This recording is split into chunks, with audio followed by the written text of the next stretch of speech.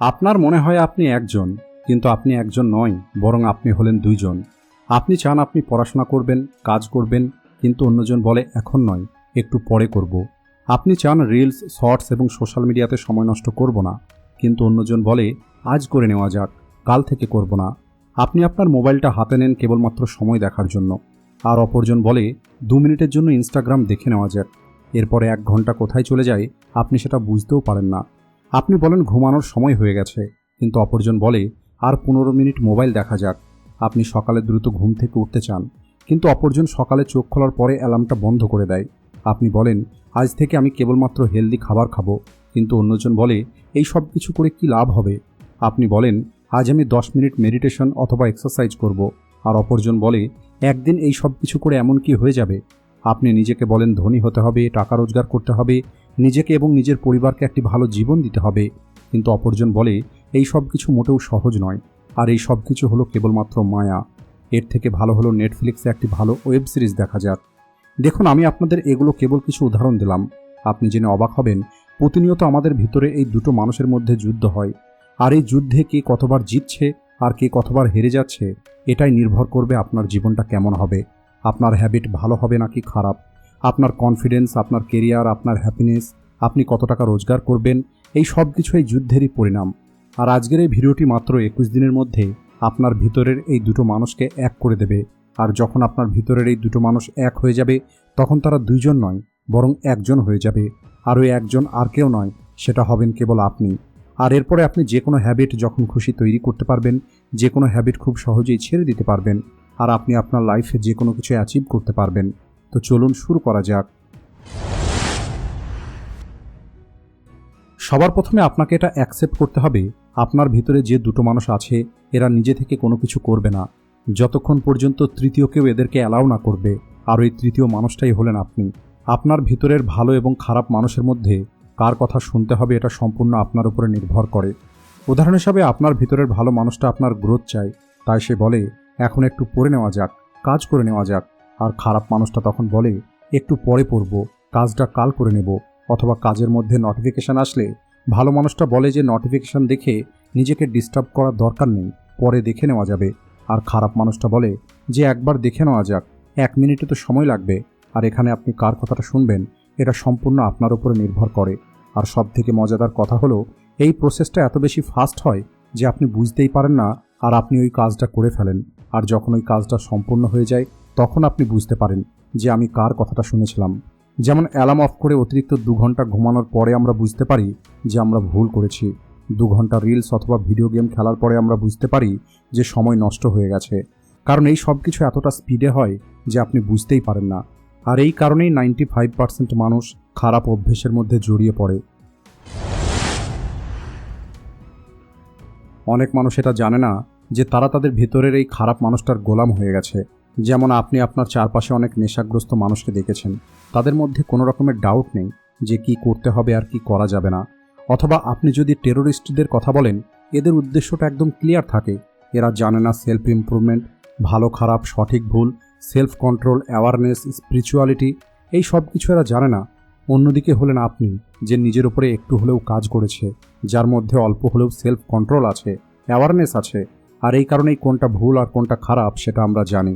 আর এমন পরিস্থিতিতে আপনার ভিতরে যে খারাপ মানুষ, ওই খারাপ মানুষটা ডাইরেক্ট আপনাকে হারাতে পারে না। আর এই কারণে ওই খারাপ মানুষটা আপনাকে মিথ্যে কিছু লজিক দিয়ে হারানোর চেষ্টা করে। আর এখানে আমি আপনাদের একটি গুরুত্বপূর্ণ কথা বলে রাখি, আপনার ভিতরের খারাপ মানুষটার সবথেকে বড় শক্তি হলো ইমোশন এবং ফিলিংস। আর আপনার ভিতরের ভালো মানুষটার সবথেকে বড় শক্তি হলো লজিক্যাল এবং ক্রিটিক্যাল থিঙ্কিং। আর এটা হলো সবথেকে বড় টুইস্ট, যে জিনিসটা এদের সবথেকে বেশি শক্তি সেটাই এদের সবথেকে বড় দুর্বলতা। তাই আমাদের ভিতরে থাকা খারাপ মানুষটা লজিক ব্যবহার করে ভালো মানুষটাকে হারিয়ে দেবার জন্য। যেমন ভালো মানুষ চিন্তা করে এখন আমাকে পড়তে হবে অথবা কাজ করতে হবে, অন্যদিকে খারাপ মানুষটা বলবে এখন নয়, কাল থেকে অবশ্যই পড়ব। ওই খারাপ মানুষটা এটা বলবে না যে কালও আমি পড়ব না, কারণ খারাপ মানুষটা জানে এই কথাটা শুনে আপনি অ্যাটেনশনে চলে আসবেন। আর এই কারণেই আপনার ভিতরের ভালো মানুষটাকে হারানোর জন্য লজিক ব্যবহার করে। যেমন খাবার খাওয়ার পরে পড়ব, এখন ইচ্ছে করছে না, কাল থেকে পড়ব, আগামী মাস থেকে পড়ব।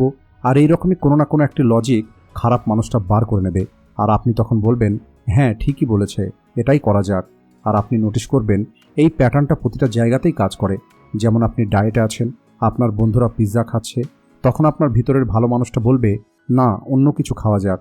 কিন্তু আপনার ভিতরের খারাপ মানুষটা বলবে কেবল আজকে খাওয়া যাক, এত স্ট্রিক্ট হয়ে কি হবে, বন্ধুরা প্রতিদিন তো আর বলছে না।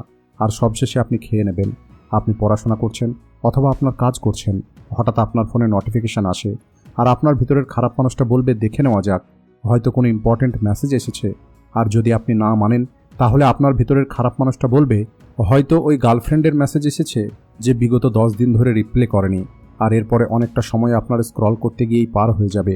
এভাবেই আপনার ভিতরের ওই খারাপ মানুষটি প্রতিটা জায়গায় কিছু না কিছু মিথ্যে লজিক নিয়ে আসে, আর সবশেষে আপনাকে মানিয়ে নেয়। অর্থাৎ আপনার শত্রুটা আপনার বাইরে কোথাও নেই। আপনার শত্রু না আপনার স্মার্টফোন, না আপনার খারাপ অভ্যেস। আপনার সবথেকে বড় শত্রু হলো আপনার ভিতরের ওই খারাপ মানুষ। আর এখন যদি আপনি আপনার ভিতরের ওই খারাপ মানুষটাকে দুর্বল করে শেষ করতে চান, আর আপনার ভিতরের ভালো মানুষটাকে শক্তিশালী তৈরি করতে চান, তাহলে এর জন্য আপনাকে 3টে রুলস ফলো করতে হবে। এতদিন পর্যন্ত আপনি এবং আপনার ভিতরের ভালো মানুষটি ওই খারাপ মানুষটার কথা মেনে নিয়েছে, কিন্তু আজকের পরে ওই খারাপ মানুষটা যে কথাই বলবে আপনি ঠিক তার বিপরীতটা করবেন। যেমন আপনি রাতে মোবাইল চালাচ্ছেন, কিন্তু আপনি জানেন আপনাকে রাত 11টার সময় ঘুমাতে হবে, আর আপনার ভিতরের খারাপ মানুষটা বলছে এখন নয়, আর একটু পরে ঘুমানো যাক। আর এখানে আপনাকে নিজের মধ্যে একটি ইগো নিয়ে আসতে হবে, আর 10:30টার মধ্যেই ঘুমিয়ে পড়তে হবে। আপনার ভিতরে যে নেগেটিভ মানুষটা আছে তাকে আপনি চ্যালেঞ্জ করুন। আপনি কোনোভাবেই তার কোনো কথা মানবেন না। আপনার ভিতরের নেগেটিভ মানুষটা আপনাকে মোবাইল দেখার জন্য বলবে, আর আপনি তখন দ্রুত মোবাইলটা বন্ধ করে দেবেন। আপনার ভিতরের নেগেটিভ মানুষটা বলবে একটু রিল্যাক্স করে নেওয়া যাক, তখন আপনি দ্রুত কাজ করা শুরু করে দেবেন। আপনার মুড নেই পড়াশোনার জন্য, আপনি বলুন যে না, এখনই আমাকে পড়তে হবে, 10 মিনিট আর একটু ঘুমিয়ে নেওয়া যাক। তখন আপনি বলুন এই কথাটা আমি অনেক দিন ধরেই শুনে আসছি, তাই আমাকে এখনই ঘুম থেকে উঠে পড়তে হবে। আর এটাই হলো ল অফ অপোজিট কমান্ড। আর এখন হয়তো আপনি ভাবছেন এগুলো তো হলো কেবল মোটিভেশনাল কথা, এই সব কিছু দিয়ে কিছু হয় না। কিন্তু আপনি একবার ভেবে দেখুন এই কথাগুলো আপনার ভিতরের কোন মানুষটা বলছে। আমি আপনাদের আগেই বললাম, আপনার ভিতরের ওই নেগেটিভ মানুষটা অনেক চালাক। সে আপনাকে বুঝতেই দেয় না, আর আপনাকে দিয়ে সেই সব কিছু করিয়ে নেয় যেগুলো আপনি করতে চান না। কিন্তু যখন আপনি অপোজিট কমান্ড দেওয়া শুরু করবেন, তখন আপনার ভিতরের ওই নেগেটিভ মানুষটা সফট হয়ে যাবে যে আমার সঙ্গে এটা কি হচ্ছে। আর যদি আপনি আগামী 21 দিন পর্যন্ত এই অপোজিট কমান্ড ফলো করা শুরু করেন, তাহলে আপনার ভিতরের ওই নেগেটিভ মানুষটার আওয়াজ কেবল একটি ব্যাকগ্রাউন্ড নয়েজ হয়ে থেকে যাবে। আর তখন দেখবেন আপনার জন্য যে কাজগুলো করা প্রয়োজন সেই কাজগুলোই তখন আপনি করছেন।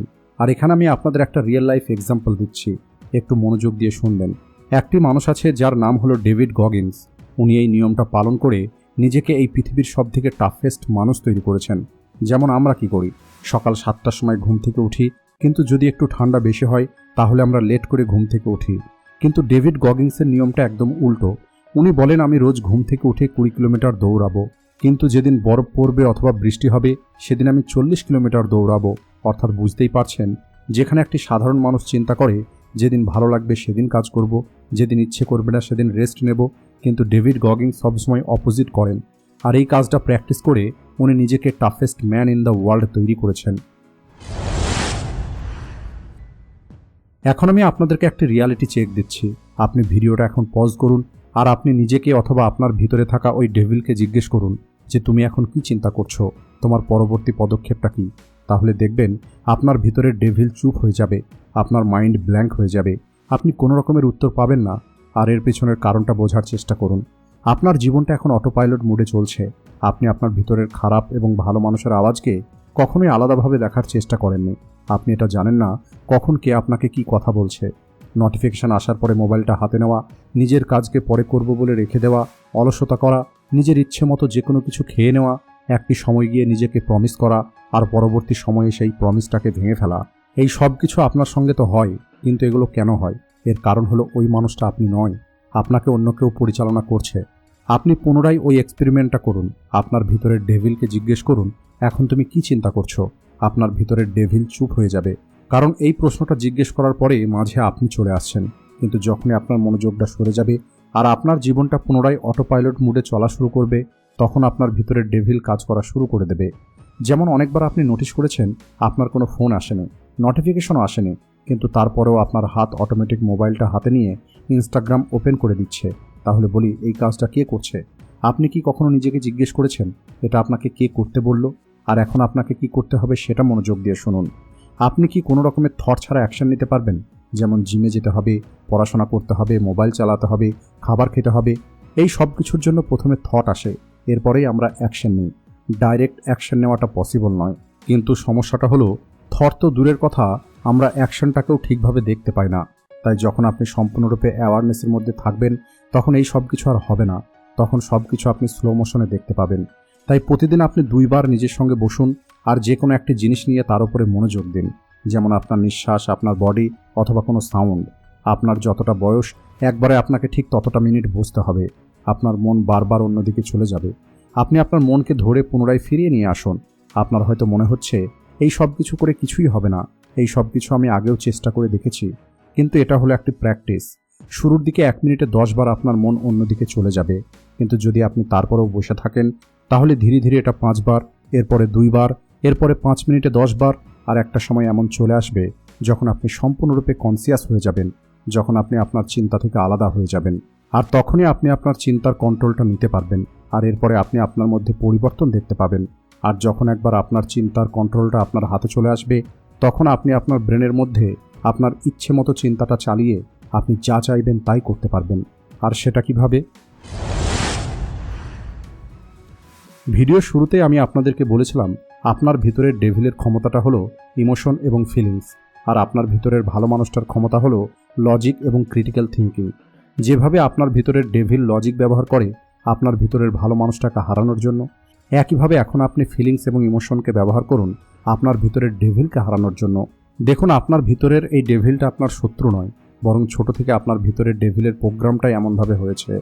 আর আপনার ভিতরের ওই ডেভিলটা অন্য কেউ নয়, সেটা হলো আপনার সাবকনসিয়াস মাইন্ড। কোনটা ঠিক, কোনটা ভুল, কোনটা সত্যি, কোনটা মিথ্যে, এই সব কিছু আপনার সাবকনসিয়াস মাইন্ড জানে না। যেমন আপনি কোনো একটি সিনেমা দেখছেন, তখন আপনি জানেন যে আপনি স্ক্রিনে যাই কিছু দেখতে পাচ্ছেন সেই সব কিছু হলো মিথ্যে, কিন্তু তারপরেও ওই সিনেমা দেখতে আমাদের মজা আসে।